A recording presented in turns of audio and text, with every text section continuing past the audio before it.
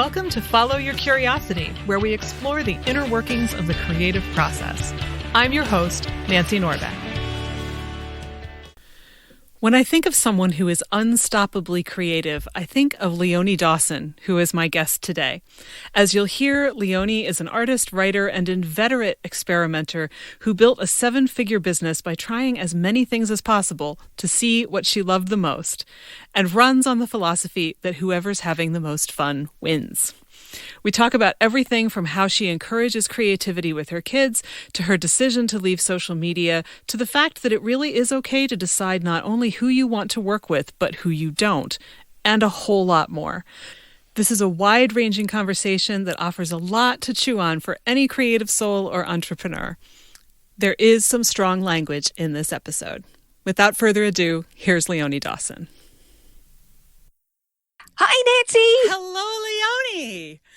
How are you? I'm all right. How are you? I'm awesome. Thank you so much for allowing me to do this. I so appreciate it. Oh, thank you. I'm excited to talk to you. I always start by asking my guests how they got started in their creative pursuits, whether it was something that they did as a kid or something they found later. So what's your story? Oh, for me, it's definitely something I've always done.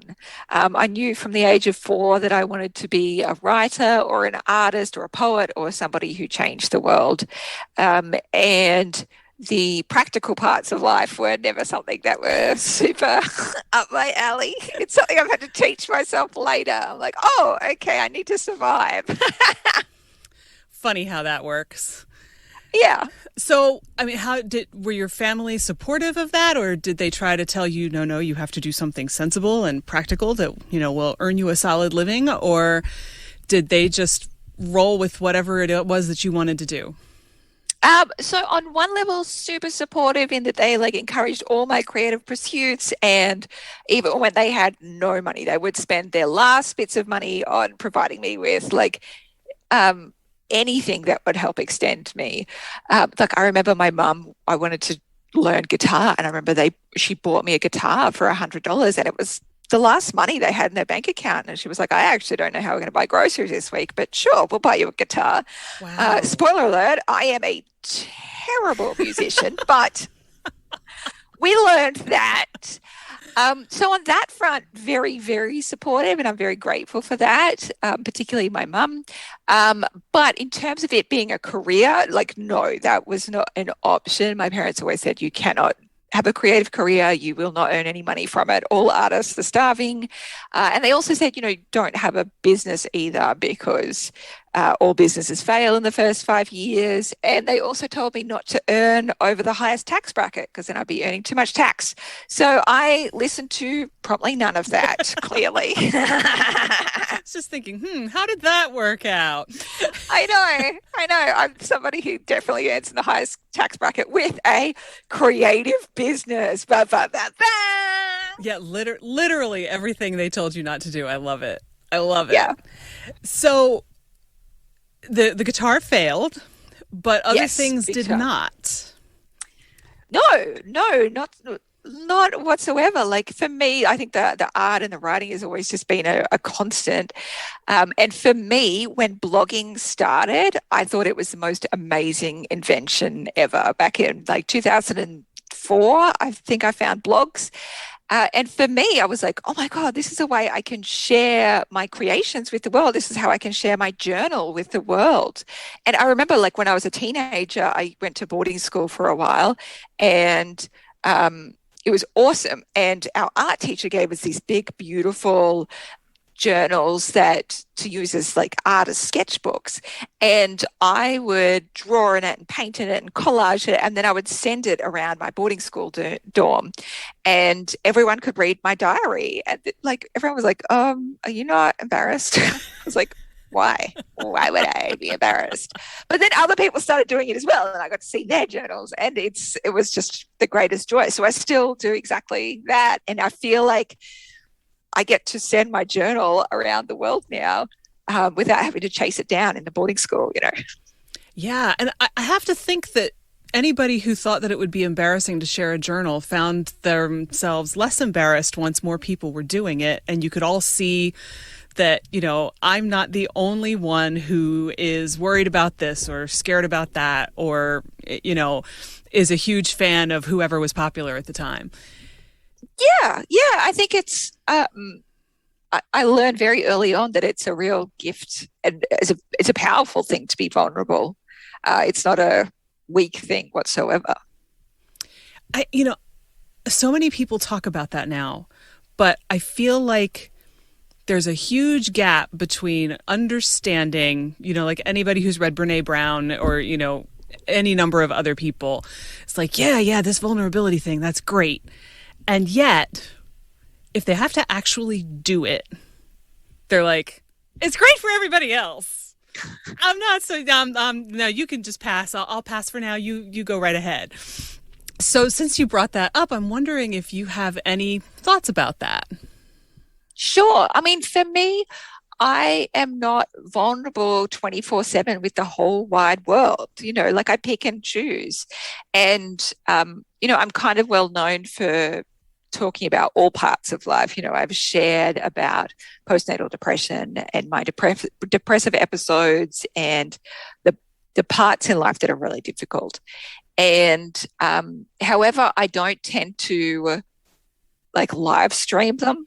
I tend to, seek support in my inner circle first and get through it and then be able to look back on it and then create and share from that place because I don't know if it would be a healthy or helpful thing for me to live stream the shitholery.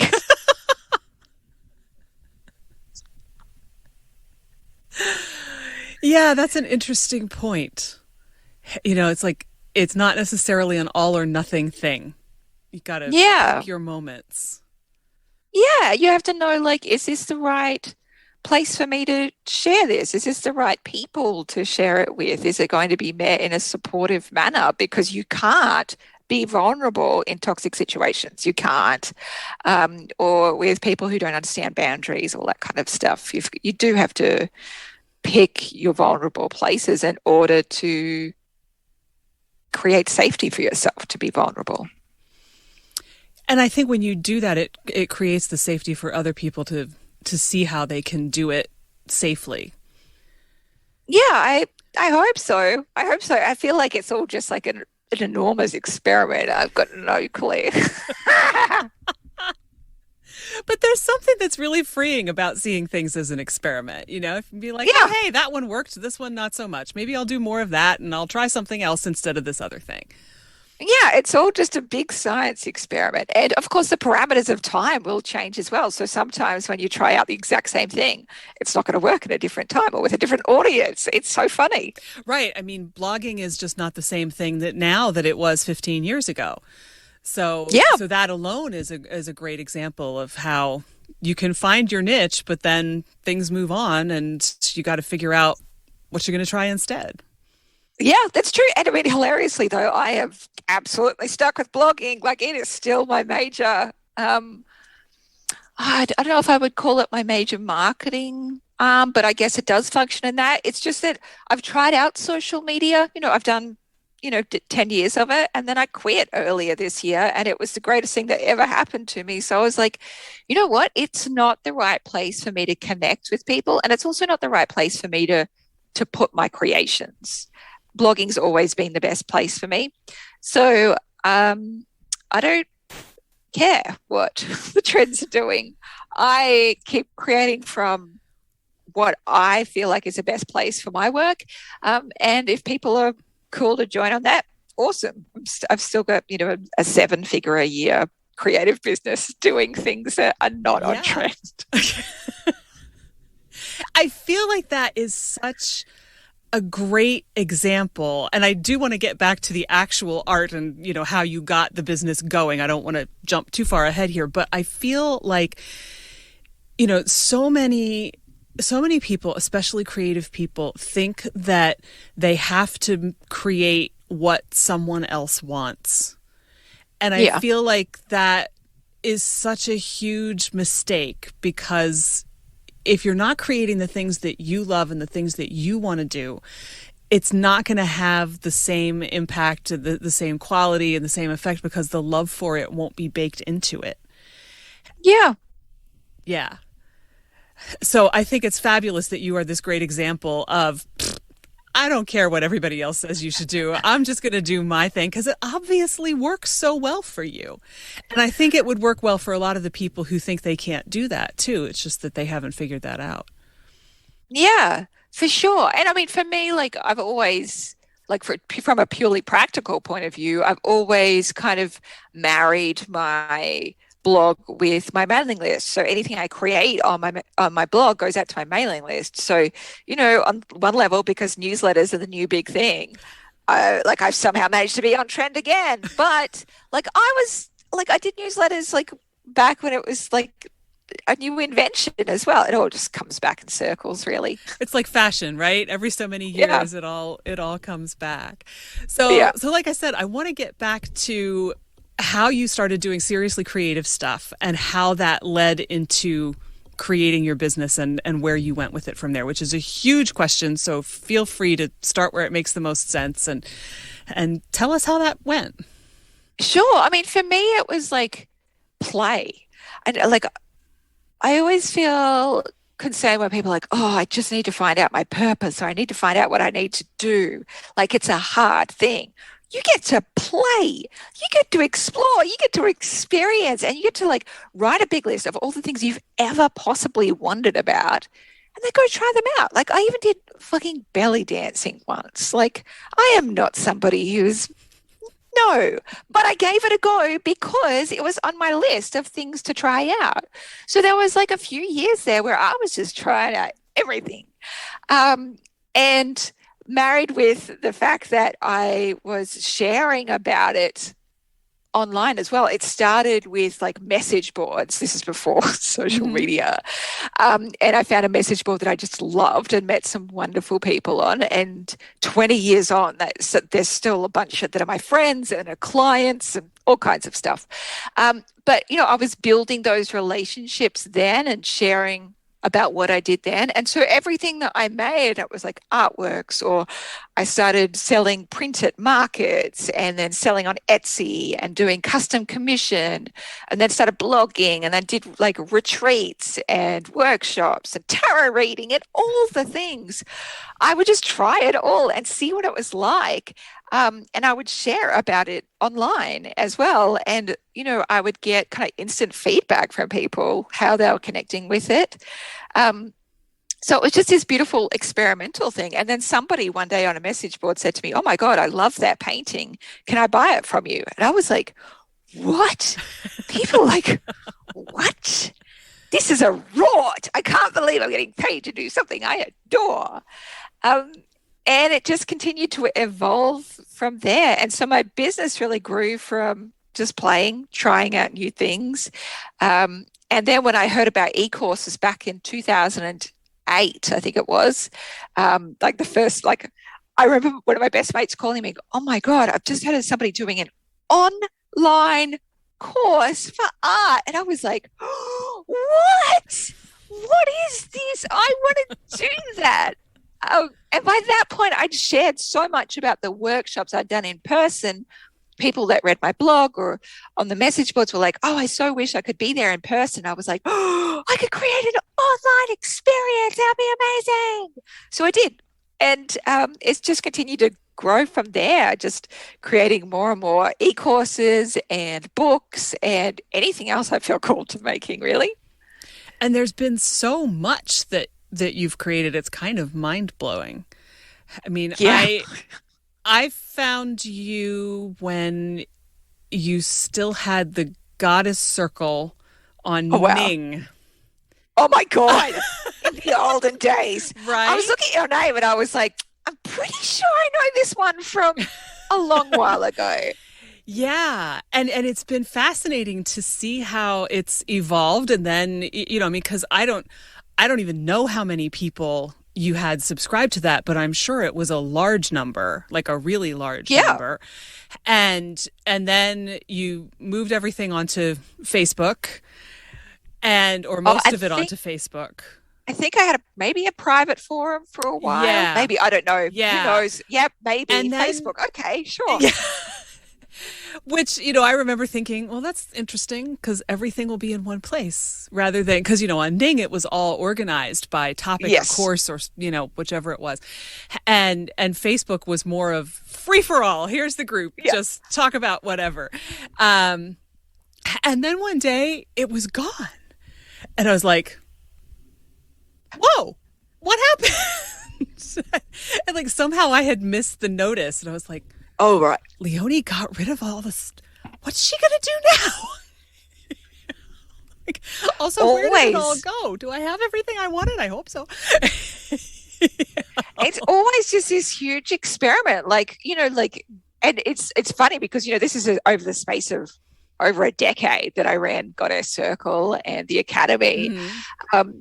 So it wasn't like I was kind of changing my mind all the time. It was just like every few years I'm like, all right, I think like the next evolution might be to do this and to do that, and trying to give people as much notice as possible. But of course, it's really hard to, make sure tens of thousands of people know.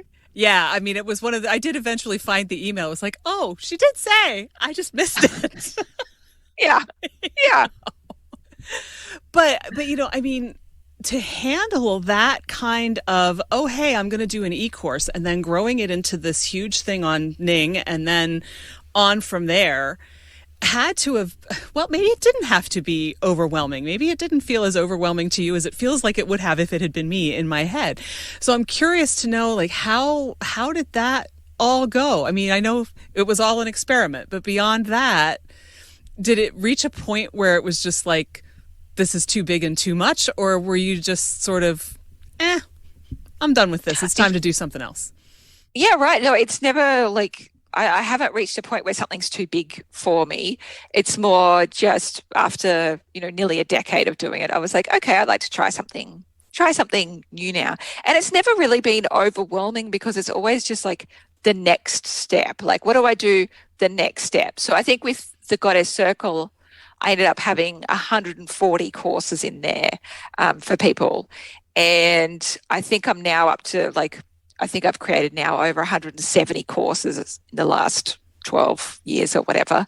And that seems very overwhelming when you look at it from that perspective. But in the moment, I was just doing the next thing, mm-hmm. The next course, the next program, the next resource, whatever would help people. I'd just make that. And so it wasn't overwhelming. Were you shocked at the number of people who signed up for Goddess Circle? Or by that time, were you kind of expecting it? Good question. No, I don't think I've ever really been shocked. Excited, but not shocked. So for me, it was going into creating the Goddess Circle. What I'd been doing beforehand is I had individual programs available. And I was running them as in terms. So like every term I would do, 4 more courses, live rounds, that kind of stuff. And then I had my first daughter and I knew that I needed to make more money, but I needed to make it in the most efficient and easy way possible because I had a baby that needed me constantly. She did not sleep and she just breastfed constantly for a year.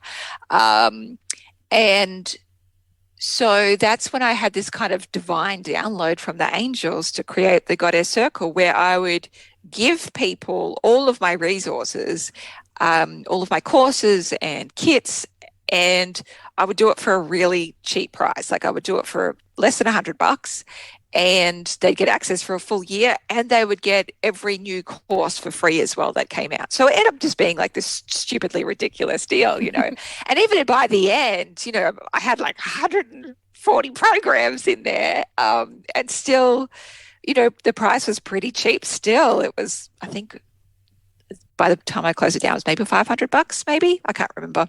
Anyway, so it was just like this long evolution and just taking it step by step, but making sure that I could give people as much as I could without it necessarily needing my one-to-one time because I needed that for my baby. Mm-hmm. So how did How did that shift work for you, going from first in-person workshops to online classes, which are more similar to in-person workshops, to offering things that didn't actually require you to be involved at the time as someone went through them? Did that shift how you thought about teaching? Did you miss doing the one-on-one or group things, or how did that go? For me, when I set up the e-courses, it was always like pre-recorded material, and then there was just some live components to it. So it was a fairly easy adjustment to, having no one-to-one, like no group live stuff with me, really. All just pre-recorded content. But for me personally, I didn't miss the one-to-one stuff, really, especially when obviously my new phase of life, I just couldn't imagine having the capacity to get out of the house away from my baby.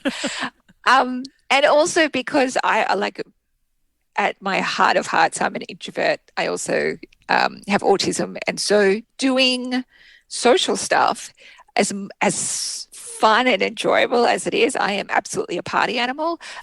It's enormously depleting for me, so I need to be very cautious of that, and keep my tank filled to be able to parent, because that takes a lot of energy, apparently. Sure. Absolutely. Yeah, as a former teacher, I would miss seeing the looks on students' faces or seeing the work that they produce, which is why I was just curious about that, because it is a different experience. So, yeah, for sure. Yeah. Yeah, for anyone who is more extrovert based or like needs that interaction with people, it is going to be a real change. But for people like me who just live inside their own head, it's fun. It's great, actually. It's actually amazing.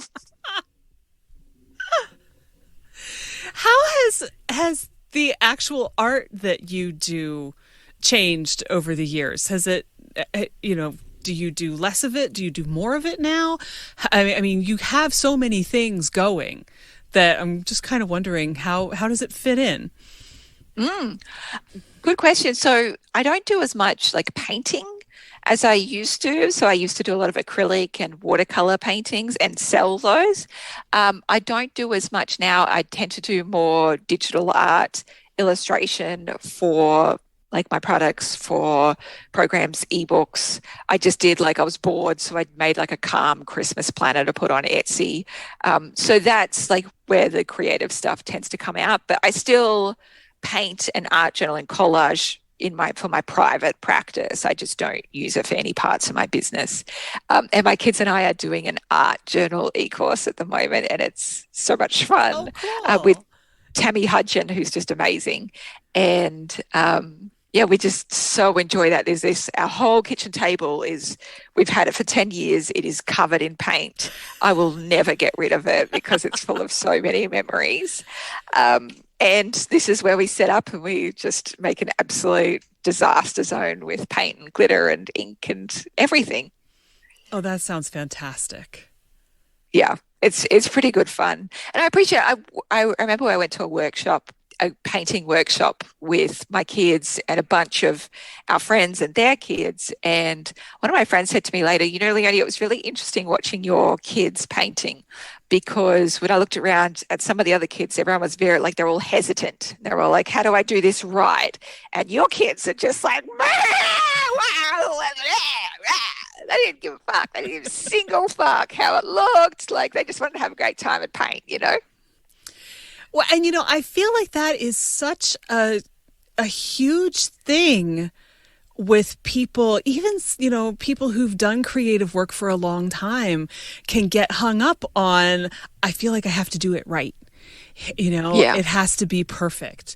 And I envy your kids on behalf of all of them, because I feel like we would all be so much happier, more creative people if we could just throw the paint at the paper and not worry about that so much. Yeah.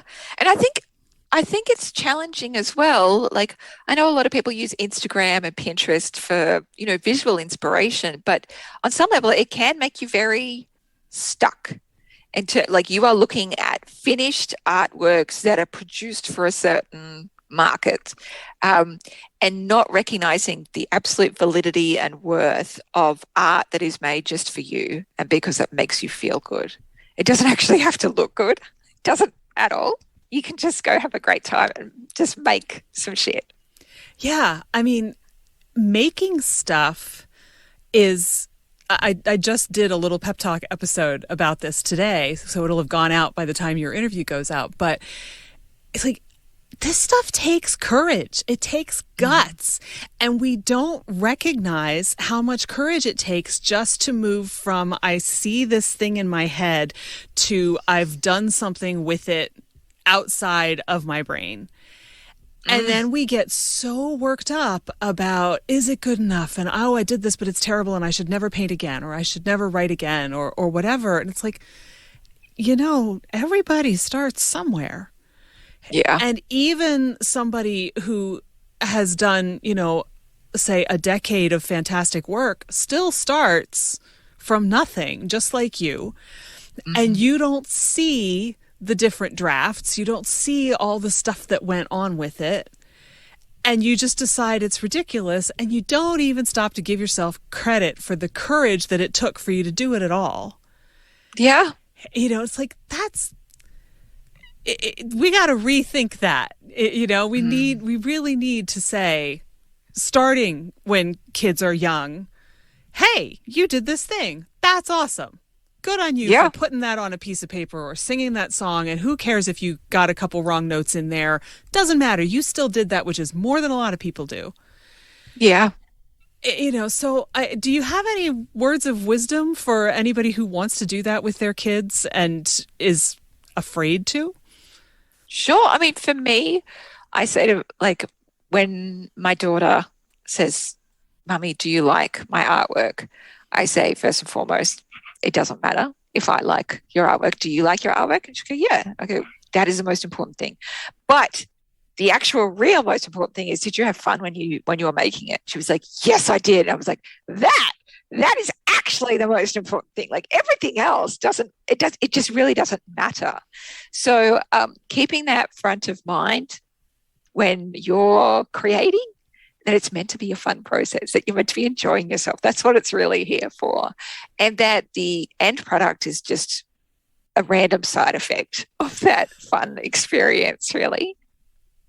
I love that way of putting that. It's a random side effect. And it's just like, oh, that's what happened when I had that amount of fun. Yeah, that is such a great way of looking at it. Almost like the finished product is the souvenir of the fact that you did this awesome thing. Yeah. Yeah. I mean, stuff got marked in the process, and that is that's the markings. It's like this table. This table is the random side effect of all the art we've done over the last decade. Yeah, you have a particularly great souvenir. It's fantastic. I do. And I mean, I know that some parents, don't feel like they can arm their kids with paints and inks and stuff because, they're in a rented house or they just don't want to wreck everything. And my recommendation is just give them watercolors. Watercolors are totally great. And when my kids were little and just spilled shit constantly and got it all over their face and hands or whatever, watercolor, because it's just, you can just wipe it down and it's fine. You can get on with your life. Save like the more difficult acrylics till they actually have some hand-eye coordination and behavior skills. Yeah. No, you could be spending hours of your life cleaning that stuff up. Yeah. That's why I was like, I want this to still be an enjoyable process, not something that I regret constantly. So, and I wouldn't even give them the tubes of watercolor paint. It was just dry, the dry cake tins. Like, that's all we got. And they are going to be like all just black and brown by the end and whatever. That's fantastic. It'll be very interesting to see how your kids approach art as they get older. Yeah, I'm fascinated. Just see whatever their journey unfolds. But of course, like, they also may live their life in reaction to this level of creative hippie, you know what I mean? Like, my 11-year-old currently dresses like a goth, which is hilarious to this very rainbow hippie. So of course they're going to be. Of course. And they need to experiment with that too. Yeah, totally, right? Yeah. So whatever their journey is, that's great. But I can only just do the best I can from here and try and enjoy myself wherever I can. I feel like that's another thing that gets lost too. You know, I hear so many people say, oh, well, they call it work because it isn't supposed to be fun, or things like that. Not just about work, about anything. It's like, I'm pretty sure we're supposed to enjoy this experience as much as we possibly can while we're still breathing. Mm. And yet I feel like, the culture has just, especially on my side of the pond, has driven this whole, I have this image in my head like the Industrial Revolution somehow caused us to believe that we should be more like a factory machine than like a human being. And so now, we're supposed to work forever without having much vacation, and we're supposed to constantly put in extra hours, even if it's killing us. And, and I feel like we need to get back to the idea that, no, you know what? We're supposed to be having fun. Mm. Yeah, fine. And I guess that's why, the Great Resignation was kind of fueled by this, when people realized that they actually didn't need as much money to live, when they live simpler lives, and to recognize that they have freedom and flexibility to, to work online for a lot of different companies, or to do their own thing, because the startup business market really grew over this pandemic period. Yeah, for me, I guess I never wanted to give up my creativity or my kids. And so I needed to create some way around that so that I could have everything, have my cake and eat it too. But, even when I worked I used to work in the public service, I never submitted to being ordinary. Mm-hmm. I was always coming up with some madcap schemes to take, I'd say, glitter into the belly of the beast. Like, how can we create as much fun and as much love and, irreverence in this place as possible? And so I would just do the weirdest shit. Like, I had a hugging competition at work one day and hugged 400 people in one day in my office building. And then I pitched to a department head that I create like a newsletter and go around and interview people in our department about, who they were and their passions and their dreams and stuff, so that everyone could get to know each other on a bigger basis, on a better basis. And I had angel cards always at my desk. I was always giving card readings at my desk. If I walked into an elevator at work, anybody who knew me would immediately turn around and present their shoulders because they knew I'd given them a massage. It was so much fun. The most wizened old finance guys like, oh, Leonie, that's great. Let's go. So fun. So fun.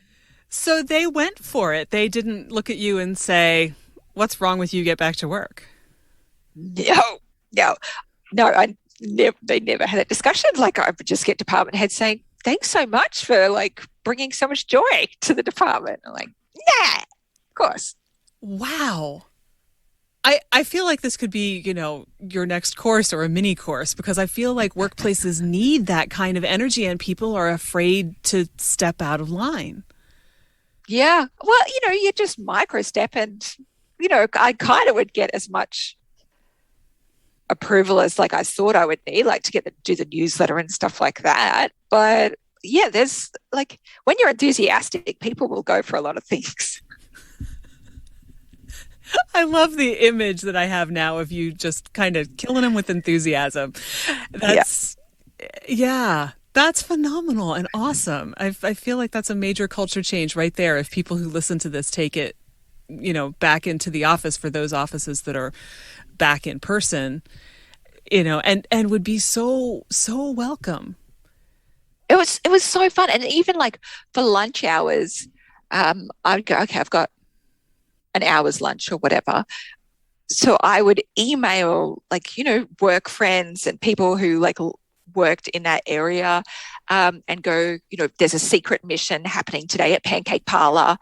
You have to come dressed as blah, and you have to, they may not have any outfits with them, of course, so they may need to use some office equipment to pull this off, but you must write down 3 secrets on a Post-it note. They're all going into the pink hat.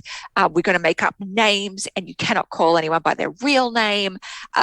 And it would just be like this cavalcade of just craziness and fun for an hour, and then we'd trip back to work.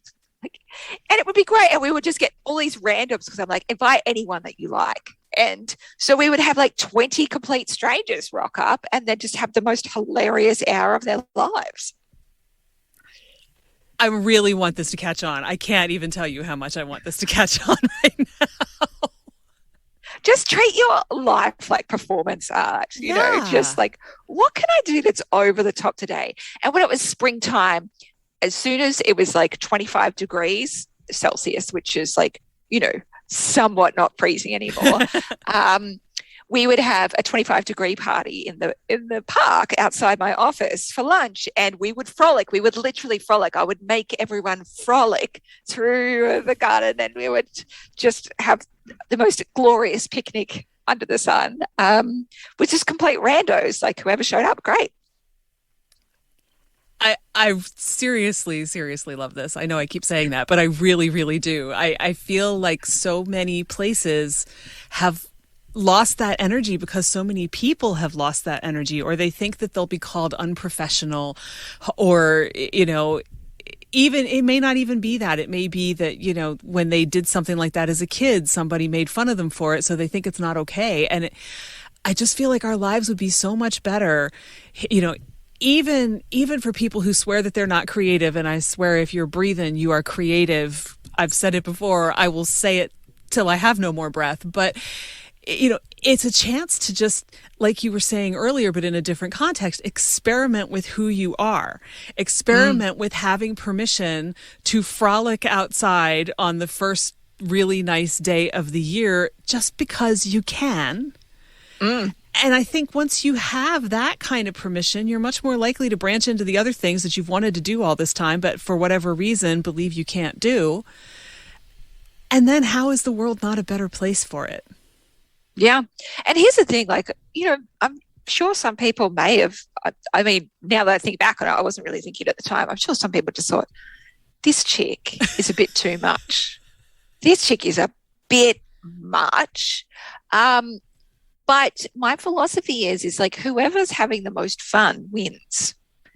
Would I prefer to be the person having fun, or I prefer to be the person who's being cynical about having fun? No, I'm always going to choose fun and hilarious and ridiculous. And if some people are about it, well, they're probably not very pleasant to be around, so I don't really care. I'm not really interested in their opinion because they don't seem like much fun. I think that's totally reasonable. It's kind of like knowing your audience. Okay, you're not my audience. See you later. I'm going to go have fun. Yeah, that's exactly right. Continue being miserable. Carry on. I'm sure you'll find something else to be cross about. I'm sure you will. Sooner rather than later. Yeah. It's so fascinating to me to imagine that happening in, a presumably fairly staid government setting. So was anybody surprised? I can't imagine that they were when you branched out and started doing your own wild creative thing. Yeah, not surprised whatsoever. Just, that makes that lines up. That really lines up with that situation. Do you think... I'm kind of, new to the whole world of neurodivergence myself, just having found out that I have ADHD earlier this year, and nobody ever knew, but boy, it explains a lot. Do you think that your neurodivergence influences all of that, makes you more likely to say, I want to go have a party where I'm going to go frolic outside because I can? How do you think that has influenced everything that you do? Because it has to have, I would think. How could it not? Sure. Yeah, for sure. I have no clue what level is personality and what clue is like, and what part is neurodivergence. It's all just a marvelous mystery. But it's pretty fun. And I appreciate that my brain works in a way where it's like, well, the person who's having the most amount of fun wins. So therefore, I shall have fun. And the same way works for, like, in terms of being authentic. I knew that even if I was authentic as myself and some people didn't like that, it's fine, because at least I got to be myself. And that would mean that I was having the most enjoyable life possible. And that the people who it did resonate with would kind of fit beautifully into that. I'd be known for who I actually was. So it just makes logical sense, really, to be self-confident, to be yourself, to be authentic, and to not really worry too much about other people. I think it's a logical point of view to take. I think it is. I think it's well, another one of those things that gets trained out of us. Sit down, be quiet, do as you're told. And in worse situations, you shouldn't feel that way. It's like, well, but I do. Yeah. And so we learn to hide it and try to deny it, rather than saying, sorry, this is how I feel. This is what's going on with me right now. And then we think that we're just not allowed to have that level of authenticity because it was, what we learned as kids, or even later on, in a relationship or a work environment or wherever. So, yeah, I think, because I'm also thinking, in terms of what you've done business-wise, that level of authenticity is like its own filter. The people who don't resonate with you are probably the people that you're not going to resonate with. So everybody's happy. They go do their thing. You do your thing. And yet so many people are like, oh, no. If I say this, I'm going to scare customers away. No, you'll just scare the wrong customers away. The look on Leonie's face here is great. It's like, you don't actually want those customers, right? You really don't. And the ones that are meant for you will love you even more. So, for me, I even say on my sales pages now, if you are a conspiracy theorist or if you voted for Trump, this is not the right course for you, because I am going to piss you off. Because it's just, I'm not going to be able to contain my leftist kind of philosophies, but not far radical left that has swiveled so far around they've gone to right. I like science, I like vaccinations, I like data, I like learning about racial justice and social justice issues. So I need to use my platform for the things that I feel are important, things like climate change. So if you're somebody who doesn't get those things, then I am going to annoy you. I'm really going to annoy you. So it's not the right place. Yeah, I noticed that on one of your recent listens. I was like, wow, you go, girl. Could you imagine, though, if I had an actual Trump person on one of my calls, they would just be like, uh-oh. Oh, yeah, they wouldn't know what had hit them.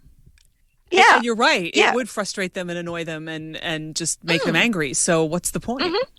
And also, just because I'm a Scorpio and I'm petty, I actually don't want to teach people how to make more money if they're not going to use it for good things. Yeah. I mean, I think that there is that side of things. It's like you're allowed to have an opinion and you're allowed to decide how you want what you're offering to be used in the world. I think that's perfectly reasonable.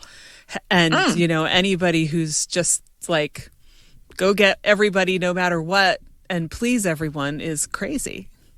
You can't do it anywhere else in your life. I'm not sure why you would think that you ought to do it in a business environment. I mean, even Coca-Cola has to know that there are people who love Pepsi and are never going to buy the stuff in the red can.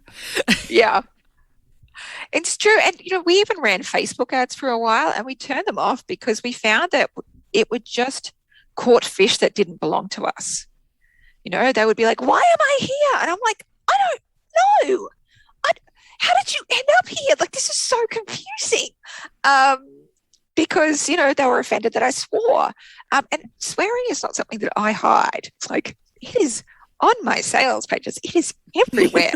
So I needed to, like, for me, it's better to have like word of mouth or interviews. People get a taste of me first. I'm like, that's a personality I really jive with, or no, thank you, none for me. Like, I am full up.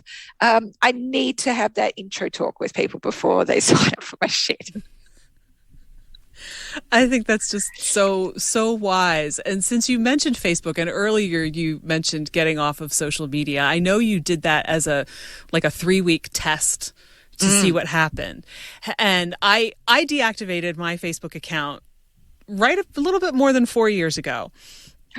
And I haven't killed it completely, because there are some people that I still talk to on Messenger and they let you keep that. But Yes. But and it's funny because, like, I posted about it for 2 weeks before I did it. And I still had people who somehow, because, in the great wide wisdom of Facebook, never saw the post. I got a message from my own cousin saying, "Did you defriend me on Facebook?" I'm like, well, I sort of defriended everybody. I deactivated the whole account. It wasn't personal. It was just, because I didn't like what it was doing to me. I didn't like the person that I was when I was on there, and I knew I was spending too much time on it. And it took about 2 weeks before I detoxed from it. So I'm curious to hear, is that about what happened with you? And I mean, you undid everything at the same time, and I just focused on Facebook because that was what I was on most of the time. Yeah. For me, like, I thought I would only just do it as a 21-day experience. And I just had a long list of things that I wanted to try out as 21-day experiments. And the no social media thing was the thing I wanted to try most of all. So I made that my first experiment. And I was petrified before I did it. I thought, oh my God, what's going to happen? Is my business going to be okay? Am I going to miss anything? Like, will my friends remember me? All that kind of stuff. I don't even know, but I was so scared of doing it.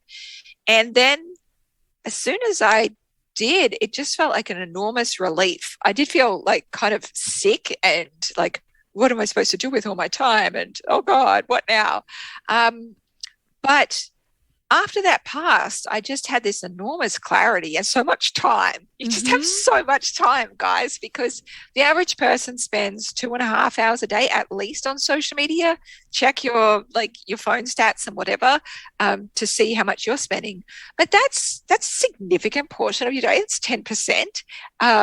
And when you look at it over a week as well, that's 14 hours plus. Yeah. That's a part-time job. That's a part-time job. You could take a university course. You could have another child. You could write a book. You could do so many things with your amazing life in that time. So it was less about saying no to social media and just saying yes to the rest of life, and realizing I actually had time for hobbies that I didn't think I had time for anymore. Yeah. I think that's the most insidious thing, is that you think it's just for a couple minutes here and a couple minutes there, but it's really a lot of time. It is. And it's designed to do that to you. There's 2 great books that I always recommend: How to Break Up with Your Phone by Catherine Price and Digital Minimalism by Cal Newport. And it goes into all of the research.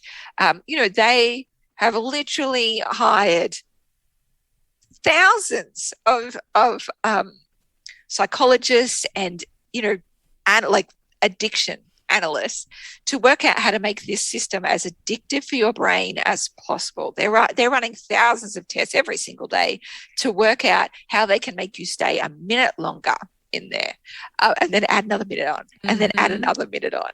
And it really is like being attached to pokey machines, slot machines, as they call it in the US. They're using the same psychological flaws and vulnerabilities, and they are willingly and knowingly do this. And talk about using your powers for good or not. I mean, there's got to be some serious ethical considerations going into anybody who has a degree in psych and decides to use it that way. I just cannot fathom being one of those people, but that's what we have ethics for, I guess. Yeah. But yeah, I mean, it is so totally designed to hook you in and keep you there. And your whole life can pass by before you even realize that 5 minutes is gone. Yep. Your whole evening can be gone. And I hear people say, oh, I keep Facebook to, keep in touch with my friends. I'm like, I think you keep Facebook to keep in touch with your friends. But the algorithm makes sure that you keep Facebook so that you can keep going on Facebook. Yeah, and absolutely. Spending all of your time there. And then you say, oh, but I don't have any time to write my book and I don't have any time to paint. And it's like, yeah, you probably do. It's just that you're spending it there. Yeah, and I'm more connected with my friends now than I was, because before you're just like looking at everyone else's stuff, not necessarily interacting. But now I make an actual point to connect with people. So I am pen pals with dozens of my friends. We weren't pen pals before. And I feel like I learn so much more from just a letter or a card in the mail than I would in 1,000 like status updates, because they'll also tell me what's really going on as well, not just like the filtered version. And, actually spending time with people in person, like, when the pandemic allows, is hugely important. And I still do have Messenger for direct messaging with people, because that was the easiest platform for me to keep contacts. At some point that'll probably phase out, but it's great that you can keep Messenger, so you can still keep in contact with people. You just can't voyeuristically stare at everyone's shit. Yeah. And I love that you turned the whole thing into a course, because I feel like there have been so many people who feel like they want away from it, but so many people have been told, you have to post on Instagram and you have to post on Facebook and you have to do this and you have to do that in order to, sell your stuff. And obviously people were selling lots of stuff before any of these things existed. So it was really refreshing to see, oh, look, she's doing a course on how to market stuff without any of this. It's like, oh, hallelujah. We can all free ourselves from it. Because this is the thing, there are thousands of ways to market your business. All of them are completely optional. And social media is just one of those. And it's completely optional. It's not necessarily the best way to market. So, for example, I had a friend who's a hairdresser and had just started a new studio, and she's like, business is really slow. And I said, what are you doing? And she goes, well, I'm doing more social media posts. And I was like, how's that going? She's like, no, I'm not getting anything. Maybe I need to buy Facebook ads. And I'm like, no. What you need to do is you need to print some flyers. And her studio was in an industrial estate. I said, all of your potential customers are in that industrial estate. They work there and they're like, I just wish I could get a haircut in my lunch hour. You need to do a flyer up, take it around to all the local businesses and go, because we're business neighbors, I'll give you $20 off your first haircut. And she was like, oh my God. Oh, okay, I'll do that. So she printed up the flyers. It cost fuck all through Vistaprint or whatever, did it around. And then within 2 weeks, she was fully booked. There are so much better ways to market your business than just continually using social media. Yeah. And a couple of years ago, obviously before I deactivated my account, I did try Facebook ads. And I mean, I do not know the science behind Facebook ads. It was a pretty basic thing for a couple of book signings that I did and for a couple of small courses that I offered. And I don't think any of them ever yielded anything, which is why I was like, even if I'm only throwing, $20, $30, whatever it was into this, why? If I'm not even getting one person coming to the website from it, much less actually coming to a book signing or signing up for a course, why am I doing this? It just seems like everybody throws that out there as, oh, you should be doing Facebook ads. It's like, no, there's got to be some other way to do this that doesn't also, reward Mark Zuckerberg and his algorithms. Yes. Especially these days. Yeah.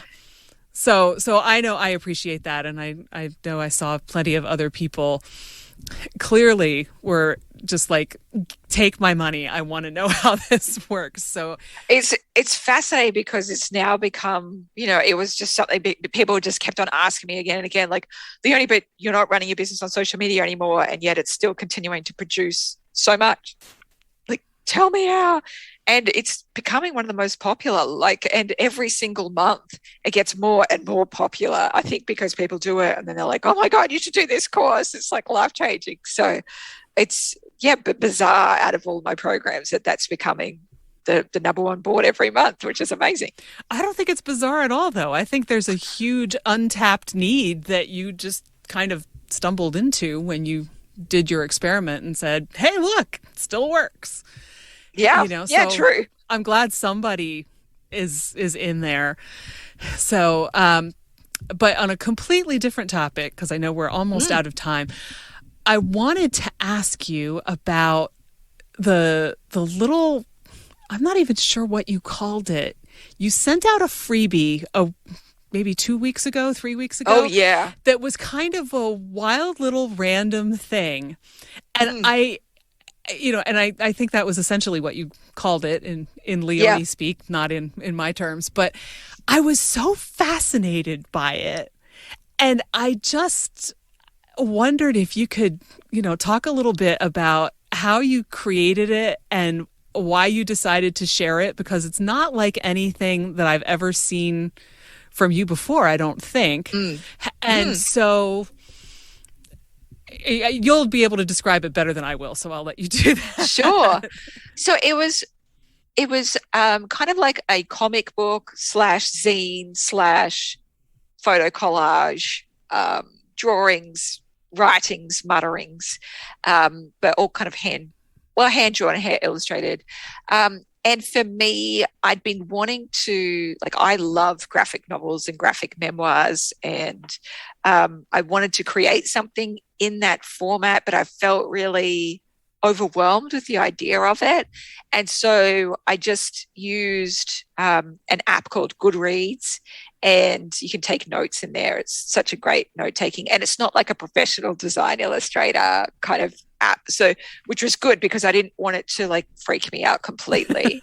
I just wanted to be able to write and take notes and add pictures of stuff in, and so it was like a little digital journal of mutterings and thoughts that I'd had over a few months. And I thought, that's cute. Wow, see what I think. And I thought I would just send it to my list of hyper fans. I've got people that sign up to get everything from me. And I sent it to 1,000, and I didn't really expect to get much. And I just got so many emails back, and I thought, oh, okay, maybe I should send it to everyone as well, like everyone on my mailing list, because there's 50-something thousand on there, I think. And just the responses were really beautiful. I think just it being just a strange creative offering, me just going, I'm not really sure what this is, but it's stuff. I make something. You can look at it if you like. And people really enjoyed the energy of it. I think that because it's so different, I think it gave us a space to look at it differently and kind of go, this is interesting and different, and I'm not exactly sure what it is, but it's oddly compelling and really cool. And also, maybe I could share things that I'm not sure what they are, and that would be okay. Yeah. Yeah, I had a beautiful woman email me, and she runs a website. I'm pretty sure it's called the Mother Ranch. Let me quickly just double check, because I don't want her to get her URL wrong. Ranch or range? That will be the big question. Anyway, she emailed and said I was so inspired that I did the same thing. I opened up Goodreads and made a little something. It's themotherranch.com. And she ended up writing this beautiful handwriting and drawing this beautiful blog post about reactive attachment disorder, which is what some adopted children can experience, or children who've gone through extreme trauma. And it was so beautiful and compelling. And I was so touched that she'd written it. And just, if she'd written the words just in text, it wouldn't have had the same amount of impact. But because she could draw around it and color in that experience, it was that much more potent and powerful. It's just more permission to experiment. Yeah. I feel like that's a great theme and a great note to end on, actually. So I love it. Thank you so much for coming and talking to me. It's been fabulous. Oh, thanks, Nancy. Thanks for letting me do this, and thanks for being a part of my world for so long. I so appreciate it. That's our show. My deepest thanks to Leonie Dawson and to you for listening. I have all of Leonie's links for you in the show notes. If you enjoyed this episode, please share it with a friend. Thanks so much. You can find show notes, the 6 creative beliefs that are screwing you up, and more at fycuriosity.com. I'd also love for you to join the conversation on Instagram. You'll find me at fycuriosity. Follow Your Curiosity is produced by me, Nancy Norbeck, with music by Joseph McDade. If you like Follow Your Curiosity, please subscribe, rate, and review on Apple Podcasts or wherever you get your podcasts. And don't forget to tell your friends. It really helps me reach new listeners. See you next time.